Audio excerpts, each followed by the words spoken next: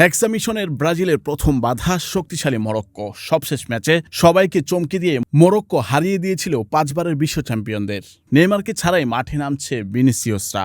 শক্তিশালী মরক্কোকে হারাতে coach Ancelotti রয়েছে গোপন পরিকল্পনা।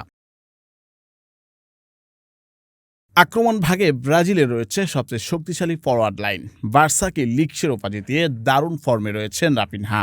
একাদশে তাকে দেখা যাবে। ইগোর থিয়াগো রয়েছেন যে কোনো সময়ের চেয়ে দারুণ ফর্মে। 4 ম্যাচে করেছেন 2 গোল।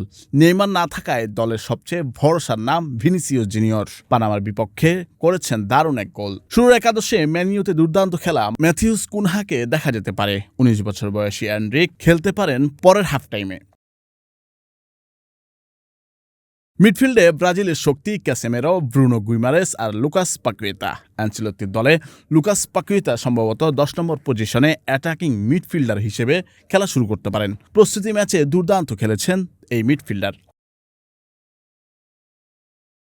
ডিফেন্সে ব্রাজিল কিছুটা নড়বড়ে। চ্যাম্পিয়ন্স লিগের ফাইনালে পেনাল্টি মিস করায় হৃদয় বিদারক ঘটনার পর গ্যাব্রিয়েল মাগালহায়েস এই প্রথম মাঠে নামবেন। সেই মার্কিনিয়সের সাথেই রক্ষণভাগ সামলাবেন। ডাইনামিক ফুলব্যাক ওয়েসলি চোটের কারণে পুরো টুর্নামেন্ট থেকে ছিটকে গেছেন। কোচ আনচেলত্তি তার জায়গায় মিডফিল্ডার ব্যাকআপ বাড়ানোর সিদ্ধান্ত নিয়েছেন। ফলে দলে ডাক পেয়েছেন ম্যানিউতে যোগ দিতে যাওয়া এডারসন, যা স্কোয়াডের গভীরতা আরও বাড়াবে।